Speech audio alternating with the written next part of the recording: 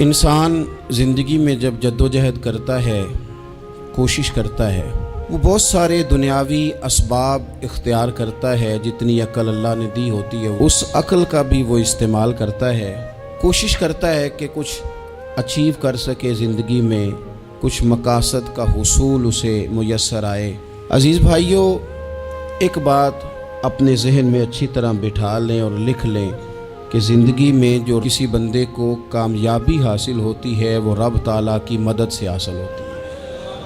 اگر رب تعالیٰ مددگار ہو تو پھر کوئی چیز بھی رستے میں رکاوٹ نہیں بنتی، اور اگر مالک کریم کو منظور نہ ہو تو انسان بہترین سیاستدان ہو، اچھا ایڈمنسٹریٹر ہو، اس کا ذہن بڑی وسعت رکھتا ہو، بڑی اچھی پلاننگ کرنا جانتا ہو، سارا کچھ ہو، تو بندہ ناکام ہو جاتا ہے۔ مسلمانوں کو جتنی کامیابیاں ملیں ان کا پس منظر صرف اتنا تھا کہ اللہ تبارک و تعالیٰ نے اپنے بندوں کی مدد فرمائی، اور اب تعالیٰ نے قرآن مجید میں اس حقیقت کا بیان کیا، فرمایا بل اللہ مولاکم، فرمایا بلکہ اللہ تمہارا مولا ہے، وَهُوَ خَيْرُ النَّاصِرِينَ، اور وہ بہترین مددگار ہے۔ وہ جو رب تمہارا مولا ہے وہ بہترین مددگار ہے، اور اگر وہ مدد کرے تمہاری، سورہ آل عمران میں آگے جا کے ارشاد فرمایا اگر اللہ مدد کرے تو پھر تم پر کوئی غالب نہیں آ سکتا، اور اگر وہ تمہاری مدد چھوڑ دے تو پھر کوئی تمہاری مدد کر سکتا، کوئی مدد نہیں کر سکتا۔ بدر کی جنگ بھی اور فتح مکہ بھی رمضان المبارک میں ہوا ہے۔ میں دونوں پر غور کر رہا تھا تو ایک نیا مضمون میرے ذہن میں آنے لگا۔ بدر کی جو جنگ ہے اس میں بھی ایک عجیب انقلاب آیا ہے کہ 313 نے 1000 سے مقابلہ کیا، اور جن 1000 سے مقابلہ کیا وہ اسلحے سے لیس تھے، اور یہ جو 313 ہیں ان کے پاس 6 زرہیں، 8 تلواریں، چند گھوڑے، لیکن اللہ نے کامیابی دی تو خود رب نے بیان کیا کس طرح دی، فرمایا وَلَقَدْ نَصَرَكُمُ اللَّهُ بِبَدْرٍ وَأَنْتُمْ أَذِلَّةٌ۔ وہ کامیابی اس طرح ملی ہے کہ رب نے تمہاری مدد کی تھی، تم تو کمزور تھے، اللہ نے بدر میں تمہاری مدد کی، تم جیت گئے۔ وَلَقَدْ نَصَرَكُمُ اللَّهُ بِبَدْرٍ وَأَنْتُمْ أَذِلَّةٌ، اللہ نے بدر میں تمہاری مدد کی، تم تو کمزور تھے۔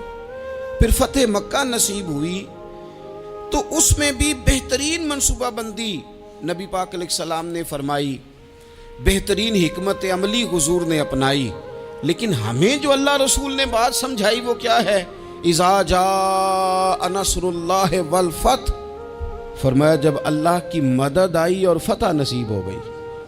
یہ اللہ نے مدد فرمائی تمہاری، یہاں بھی فتح مکہ بھی اللہ کی مدد سے، جنگ بدر بھی اللہ کی مدد سے۔ وہ جو مدد ہے اللہ تعالیٰ کی، جب وہ ہم یہ کرتے ہیں کہ ہم اپنی ساری زندگی سیاست کی نظر کر دیں، ہماری سیاست صرف ملک میں نہیں ہوتی، ہماری سیاست خاندان میں بھی ہوتی ہے، ہم گھر کے اندر بھی سیاست کرتے ہیں، ہم کسی خاص طریقے سے لوگوں کو اپنے پیچھے چلانا چاہتے ہیں، ہم ایک خاص اسلوب اختیار کرتے ہیں کہ لوگ ہمارے پیچھے چلیں۔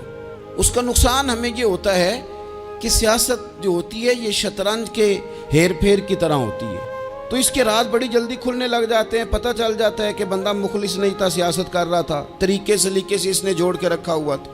ہم ہر جگہ سیاست کے بل بوتے پر چیزوں کو لے کے چلنا چاہتے ہیں، سیاستیں ناکام ہو جاتی ہیں، سیانے لوگ فیل ہو جاتے ہیں، بچتا صرف وہی ہے جس کے پیچھے رب تعالیٰ کی مدد شامل حال ہوتی ہے۔ اپنی زندگی کے اندر ہم جو کچھ بھی کر رہے ہیں، جس شعبے سے بھی ہمارا تعلق ہے، آج ہم نے اس بات پہ غور کرنا ہے کہ پہلے تو یہ غور کر لیں کہ جو کام ہم کر رہے ہیں کیا وہ کام ایسا ہے کہ اس میں اللہ کی مدد ہمیں ملے گی؟ اگر آپ کوئی معاذ اللہ ناجائز کام کر رہے ہیں، فعل حرام کا ارتکاب کر رہے ہیں، تو اس میں تو مدد الہی آئے گی نہیں۔ پہلے تو یہ دیکھیں جو کر رہے ہیں وہ کام مدد الہی والا ہے، اور اگر اللہ تعالیٰ کی مدد والا وہ کام ہے پھر اس پر غور کریں کہ کیا ہم نے مالک سے مدد کا سوال کیا ہے، ہمیں مدد میسر آ رہی ہے۔ وہ میں نے بزرگوں سے ایک بات سنی تھی، وہ بڑی یاد رہ گئی۔ وہ فرمایا کرتے تھے قابلیت بھی بڑی چیز ہے لیکن قبولیت سب سے بڑی چیز ہے۔ قابل ہونا بھی بڑی بات ہے لیکن زیادہ بڑی بات یہ ہے کہ اس کی بارگاہ میں قبول بھی ہے کہ نہیں۔ اپنی زندگی میں اللہ کی مدد کی طرف بڑھیں، मालिक की मदद का हुसूल इख्तियार करने की कोशिश करें, अल्लाह के साथ अपने आप को जोड़ें। अगर अल्लाह की मदद नसीब हो, ये जो हम जितना डरते रहते हैं, सहमे रहते हैं, परेशान रहते हैं, कोई क्या कर देगा, हमारे यहाँ ना हर शोबे में माज़अल्लाह एक माफिया है, इल्ला माशाअल्लाह। वो माफिया कहता है मेरे साथ मिलोगे तो मैं चलने दूंगा, वरना मैं नहीं चलने दूंगा। मार्केट में आ ही नहीं सकता फलाना बंदा, क्योंकि यहाँ हमारा कब्ज़ा है। और मेरे भाई, फिर बहुत सारे लोग जिनकी नीयतें और इरादे बड़े अच्छे होते हैं शुरू में, वो भी उस माफिया का शिकार हो जाते हैं और उनके रंग में रंग जाते हैं। याद रखना, किसी शख्स की ब्लैकमेलिंग का कभी शिकार ना होना, कभी किसी की मीठी और मुसज्जा मुकफ़ा बातों का शिकार ना होना। कोई क्या कर सकता है अगर अल्लाह मददगार हो तो? जिसको रब करीम उठाना चाहे उसे कोई गिरा सकता है? हम ये डरे डरे सहमे सहमे परेशान परेशान फैसला करने की ताकत नहीं, मुझे चलना चाहिए कि नहीं, उठना चाहिए कि नहीं, करना चाहिए। उठ बांध कमर क्यों डरता है? फिर देखो खुदा क्या करता है। हज़रत अब्दुल्ला इब्न अब्बास फरमाते हैं, मेरे नबी पाक अलैहिस्सलाम ने मेरी तरबियत फरमाई, हुजूर ने मेरी तरबियत फरमाई। और महबूब पाक अलैहिस्सलाम ने फरमाया, अब्दुल्ला याद रखना, ये नौजवान दोस्त मेरी बात लिख लें, परेशान लोग मेरी बात लिख लें, जिनके पास कुव्वत फैसला नहीं वो इस बात को लिख लें। हज़रत अब्दुल्ला इब्न अब्बास फरमाते हैं, मेरे नबी पाक अलैहिस्सलाम ने मुझसे फरमाया था, अब्दुल्ला सुन, अगर सारी दुनिया मिल के तेरा कोई नफ़ा करना चाहे, कर नहीं सकती जब तक मेरे रब की रज़ा ना हो। और फरमाया सारी दुनिया मिल के तेरा कुछ बिगाड़ना चाहे तो अब्दुल्ला बिगाड़ नहीं सकती जब तक रब करीम की हिकमत का तकाजा ना हो। लोगों से डरना, लोगों की तरफ देखना, माहौल देख के अपने राह का तयन करना, हर बंदे के ख्यालात के मुताबिक ढलने की कोशिश करना, फलाना ना नाराज हो जाए, फलाना ना नाराज हो जाए, वो जिसने होना हो जाए, बस रब रसूल नाराज ना हो। अपनी जिंदगी में अपने मालिक को मौला जान के, बलिल्लाहु मौलाकुम, अल्लाह तुम्हारा मौला है, वहुवा खैरुन नासिरीन, वो बेहतरीन मददगार है। तवज्जो जब भी करें रब की जानिब करें, अपने दिल का किबला दुरुस्त रखें, सोचों के जाविये सीधे रखें। मेरे भाई, मालिक जब बंदोबस्त कर देना, जब मालिक बंदोबस्त कर दे, फिर ऐसा बंदोबस्त करता है कि लोगों के पास ना चारा नहीं रहता। हज़रत मरियम रज़ियल्लाहु ताला अन्हा पाकबाज थी, मस्जिद में रही थी, पर मालिक की हिकमत के तकाजे बड़े अजीब है ना। फिर जनाब मरियम को अल्लाह ताला ने बग़ैर शौहर के औलाद अता कर दी। ये बात ही ऐसी थी, वो किसी ने कहा था कि मखलूक तो फनकार है इस दर्जा के पल भर में, संगे दरे काबा से भी असनाम तराशे, तुम कौन हो क्या चीज़ है दागे कबाबी। लोगों ने तो मरियम पे भी इल्ज़ाम तराशे। तो लोगों ने कहा किधर से ले आई बच्चा, तेरा बाप तो ऐसा नहीं था, कहाँ से ले आई?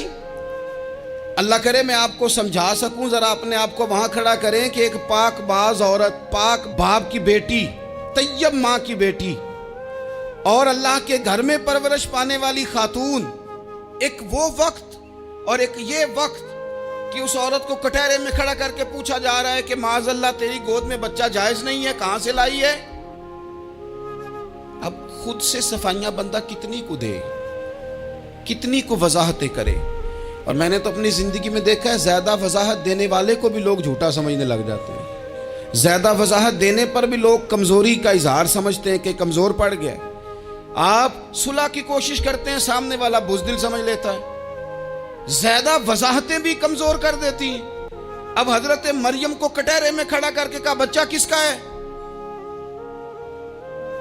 तो फिर खुदा बंदोबस्त जब करे, अल्लाह जब मददगार हो, तो फिर हजरत मरियम की गवाही दरख्तों से नहीं दिलवाई उसने, पत्तों से नहीं दिलवाई, फिर फरिश्ते नहीं भेजे।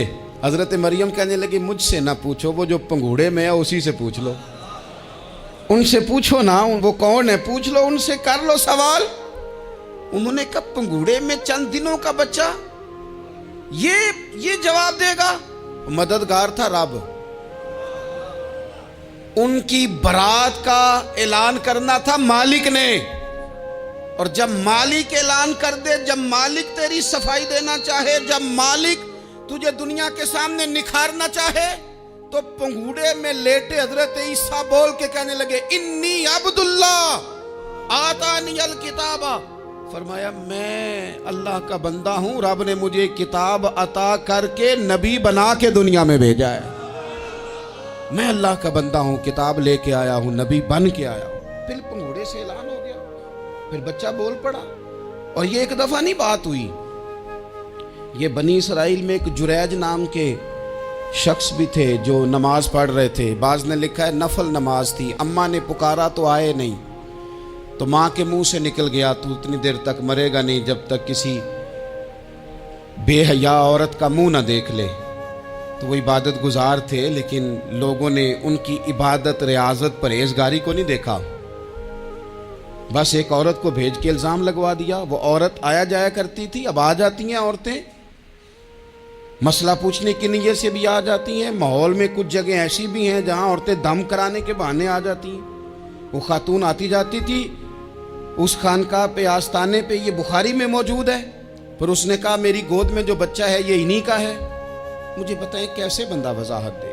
हालात ख़राब हो गए, लोग कुटिया जलाने लगे, माहौल और तरह का बन गया। मेरे नबी पाक अलैहिस्सलातु सलाम फरमाते हैं फिर उस रब के बंदे ने कहा मालिक तू करीम है, तेरी मशीयत का तकाजा आया जो मेरी माँ ने जुमले बोले थे, पर अब मैं वजाहत देने के काबिल नहीं रहा, अब तू ही करम करेगा तो दरवाज़ा खुलेगा। तो वो चंद दिनों का बच्चा पंगूड़े में बोल के कहने लगा मैं इस दरवेश का नहीं, मैं तो फलाने चरवाहे का बच्चा हूँ, वो जो बकरियां चराता है। रब की मदद को पुकारें, अपने साथ अपने मालिक की मदद को शामिल करें, थोड़े रिस्क पर भी गुजारा अच्छा होने लग जाएगा। सारे लोग आपको गिराने की तदबीरें कर रहे होंगे और मालिक आपको इज्जतें अता फरमा देगा, उसकी बारगाह से हिकमत का तकाजा और हो जाएगा। हमने सारी जिंदगी लोगों को राजी करने में गुजार दी, सारी जिंदगी बुढ़ापा आ गया बच्चों को पालते, और बच्चों ने आखिरी उम्र में कह दिया अब्बा अगर कोई ढब का काम कर लेते तो आज हमारे दिन भी फिर न जाते। सारी जिंदगी गुजार दी बहन भाइयों को राजी करने में, सारी जिंदगी गुजार दी जिम्मेदारियां उठाने में। उनको 99 दफा दिया, एक दफा नहीं दिया तो उन्होंने कह दिया तूने तो कभी दिया ही नहीं, तू था ही नहीं। सारी जिंदगी मोहल्लेदारों, इलाके वालों को राजी करने में गुजार दी। और मैंने ऐसे लोग भी देखे दीन के लिए वक्त गुजारा, लेकिन जब बुढ़ापे में दांत काम न करते थे तो वक्त के मुफ्तियों को भी मस्जिदों की कमेटियों ने कह दिया अब आपकी समझ नहीं आती, हमने खतीब को यौर रखना है, न देखो दुनिया की तरफ, दुनिया रुला देती है, न राजी करो बंदों को, बंदे थका देते हैं, न पीछे भागो हर वक्त दुनियादारों के, ये इंसान को कमज़ोर कर देते हैं।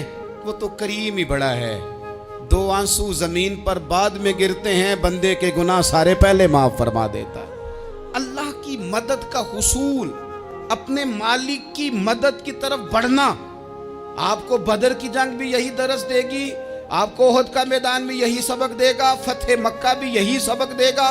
मेरे दोस्तों, जब रब मदद फरमाए, जब अल्लाह मददगार बने। दोस्तों से एक बात अक्सर करता हूँ, मैं कहता हूँ कि जितने दर्द से आप अमीर को अपनी कहानी सुनाते हैं ना, और जिस तरह आपके आंसू बात करने से पहले गिर जाते हैं कि गरीब हैं, बच्चियां हैं, कारोबार नहीं, ओ मेरे संगियों, इससे आधे आंसू अपने रब की बारगाह में बखेरो, उसके हुजूर अर्ज गुजार हो जाओ, उससे तलब करो।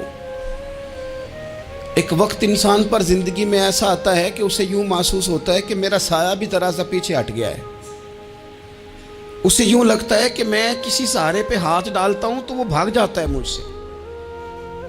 लेकिन मालिक की बारगाह ऐसी अजीम बारगाह है, रब रसूल के आस्ताने इतने बड़े हैं कि आप जब वहां कशकोले तलब दराज करते हैं तो झोली फैलाने में देर लगती है, उनको भरने में तो कोई देर नहीं लगती। हमने अपना सोच का किबला ही दुनिया को बना लिया है। ये जो अल्लाह वालों की मदद है ये तो है नहीं, अल्लाह ही की मदद है। लेकिन ये जो सेठों की तरफ तवज्जो करना, नवाबों की तरफ तवज्जो करना, दुनियादारों की तरफ तवज्जो करना और अपना मिजाज इस तरह का बना लेना, यारो गर्दन को झुका देता है खैरात का पत्थर, जहां में मांगने वालों के सर कभी ऊंचे नहीं होते। اور اقبال کہتے ہیں غیرت ہے بڑی چیز جہان تگ و دو میں، پہناتی ہے یہ فقر کو تاج سردارا۔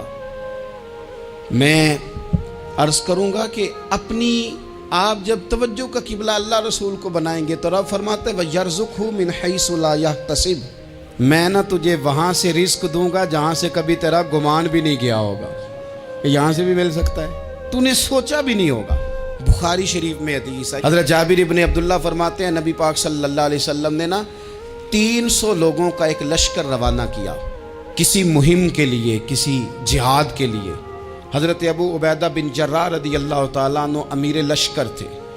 فرماتے غربت اتنی زیادہ تھی، بھوک اتنی زیادہ تھی کہ ایک ایک کھجور دن میں ایک وقت کھانے کو ملتی تھی، اور کچھ دن ایسے آئے کہ اب کھجور بھی نہیں مل رہی۔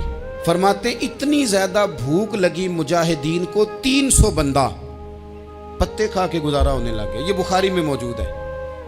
آپ فرماتے ہیں کہ دریا کے کنارے ہمارا پڑاؤ تھا، ٹھہراؤ تھا، جب بھوک سے نڈھال ہو گئے نا وَيَرْزُقْهُ مِنْ حَيْثُ لَا يَحْتَسِبُ، اللہ وہاں سے روزی دیتا ہے، گمان بھی نہیں ہوتا۔ فرماتے ہیں ایک مچھلی اللہ تعالیٰ نے دریا کے کنارے بھیجی، فرماتے ہیں وہ تھی تو مچھلی پر پہاڑ جتنی تھی۔ بخاری میں لفظ ہیں، حضرت جابر ابن عبداللہ رضی اللہ تعالیٰ عنہ فرماتے ہیں 300 آدمی 18 دن تک اس مچھلی کو کھاتے رہے، مچھلی ختم ہی نہیں ہوئی۔ مچھلیاں نہیں، مچھلی کہتے ہیں 18 دن 300 بندہ کھاتا رہا، مچھلی ختم ہی نہیں ہوئی۔ اور فرماتے ہیں کہ اس کی ہڈی نکال کے، کانٹا کہیں گے آپ اپنی زبان میں، کہتے ہیں وہ نکال کے نا تو اس کو کھڑا کیا نا جب، تو اونٹ کجاوے سمیت اس کے بیچ سے گزر جاتا تھا، 2 اس کے کانٹے جوڑے۔ فرماتے ہیں وہ اس کا گوشت ہم کھاتے تھے اور اس کی چربی بطور تیل کے ہم جسموں پہ ملتے تھے، بیماروں کو اس سے سکون آتا تھا، تندرستی شفا ہوتی تھی۔ فرماتے ہیں ہم کھایا بھی ہم نے، اور کچھ لے کے ہم مدینے بھی گئے، اور قربان جائیں نبی پاک نے بھی اس میں سے کھایا۔ ہم نے عرض کی حضور یہ معمہ کیا ہے، یہ ماجرا کیا ہے؟ تو محبوب نے فرمایا تمہارے پاس غذا نہیں تھی، رب نے تمہارے لیے بندوبست کیا ہے، اللہ نے تمہیں دیا ہے۔ مکان شروع کر لیا، ایک صاحب نے وہ مکان بنانے لگے، آپ وہ حساب لگا رہے ہیں، کہتے ہیں میرے پاس اتنے پیسے ہیں، اتنے میں نے فلانے دوست سے کہنا ہے اس نے دے دینے، اتنے فلانے رشتہ دار سے کہنا ہے اس نے دے دینے، اتنے فلانے سے کہنا ہے اس نے دے دینے۔ یہ ساری کاپی بنا کے مکان شروع کر لیا۔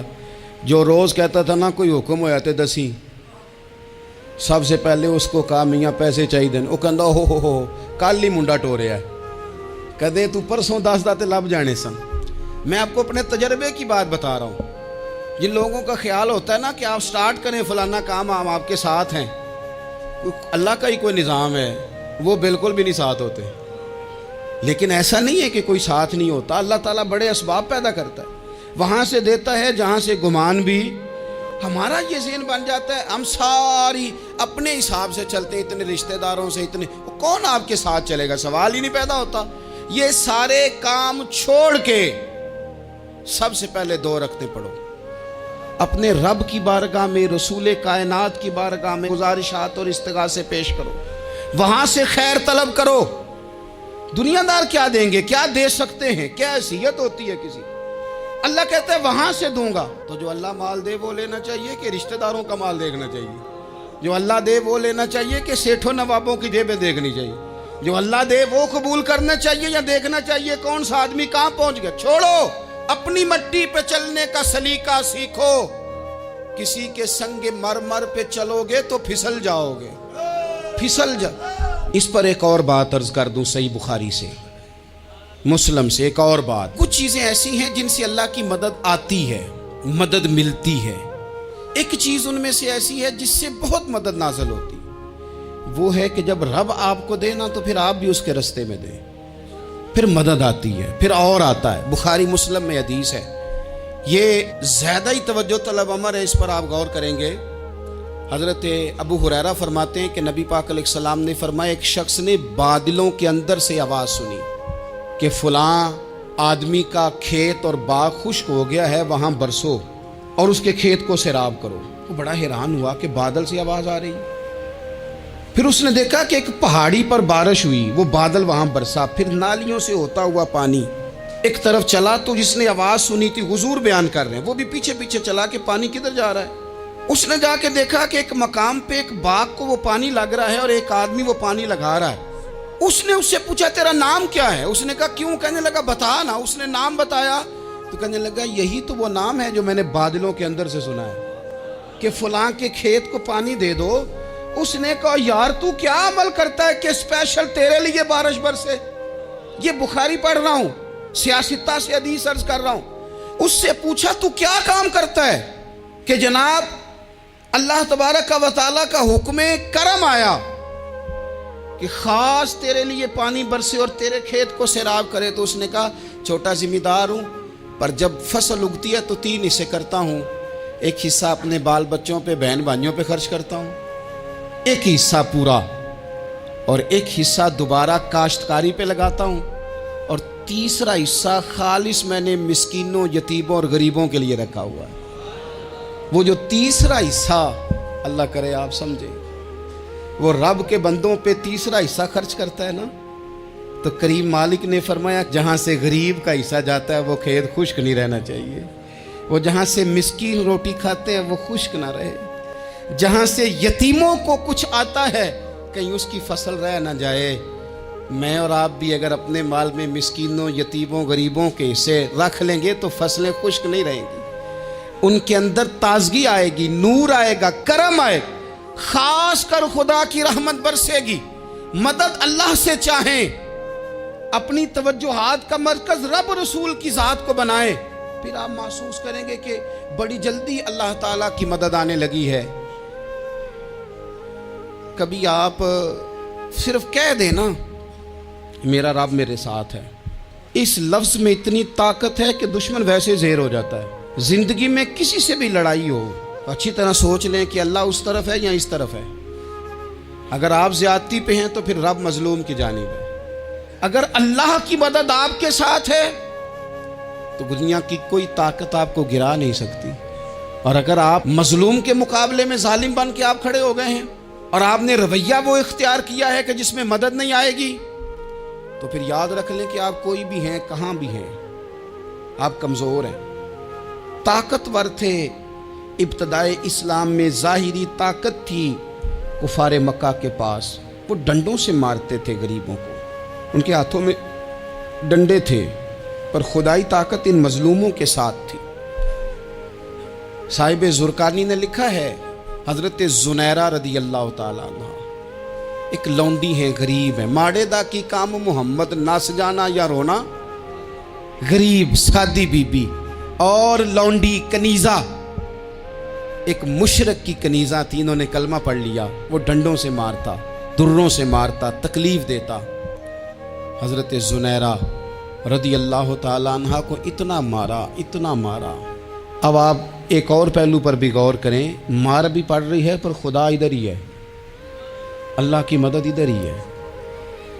رب کہتا ہے کہ پہلے تو صبر کرنا، ان اللہ مع الصابرین، تو صبر کرے گا تو پھر رب کی معیت ملے گی، ذرا ٹھہرنا، تو تھوڑا ڈٹنا۔ ان الذین قالوا ربنا اللہ ثم استقاموا تتنزل علیہم الملائکہ، تو کہے اللہ میرا رب ہے، پھر تو پہلے ڈٹ، پہلے تو نے ڈٹنا ہے۔ ثم استقاموا، جو ڈٹ گیا، تتنزل علیہم الملائکہ، ڈٹنے والے کے لیے مدد آتی، پہلے تھوڑا ٹھہرنا پڑتا ہے، پہلے تھوڑا صبر کرنا پڑتا ہے، حوصلہ کرنا پڑتا، اس کے بعد مدد آتی۔ مار پڑ رہی ہے، مارا جا رہا ہے حضرت زنیرہ کو، ان کا مالک جو ہے ظاہری آقا وہ مار رہا ہے، یہ کنیزہ ہے، اتنا مارا، اتنا مارا، ان کی بینائی چلی گئی، نظر آنا بند ہو گیا۔ ابو جہل آیا اور کہنے لگا زنیرہ دیکھا نا ہمارے بت تیری آنکھیں لے گئے، معاذ اللہ، لات و منات ہمارے بتوں نے تجھے اندھا کر دیا۔ اب ایسا نہیں ہے کہ بی بی روتی جا رہی ہے، روتی جا رہی ہے، مایوسی مایوسی، معاذ اللہ، پریشانی، غریبی بڑی ہے، پوچھنے والا کوئی نہیں، یہ باتیں نہیں۔ کیا جملے ہیں خاتون کے، کیا لفظ ہیں۔ ابو جہل نے تنزیہ کہا، معاذ اللہ، کہنے لگا دیکھا نا ہمارے بتوں نے تجھے اندھا کر دیا۔ تو جناب زنیرہ آنکھوں کی بینائی گئی ہے اور رات کو گئی ہے، دکھ ابھی تازہ ہے، لیکن اللہ پہ جو توکل ہے، اپنے مالک سے جو رشتہ ہے، وہ اتنا مضبوط ہے، اتنا طاقتور ہے، اس میں اتنی گہرائی ہے کہ حضرت زنیرہ بول کے نا اتنی قوت سے بولی، اتنی طاقت سے بولی کہ پورے کفر پر لرزہ طاری ہو گیا۔ فرمانے لگی تمہارے بتوں کی کیا اوقات ہے کہ وہ میری بینائی لے جائیں؟ یہ میری رب کی حکمت کا تقاضا ہے۔ جب تک اس نے چاہا زنیرہ دیکھتی رہی، اور جب اس نے چاہا زنیرہ کی آنکھوں کی بینائی چلی گئی، اور اگر وہ چاہے گا نا تو بینائی واپس بھی کر دے گا۔ اگر ہو ذوق یقین پیدا تو کٹ جاتی ہیں زنجیریں، اگر وہ چاہے گا تو بینائی آ بھی جائے گی۔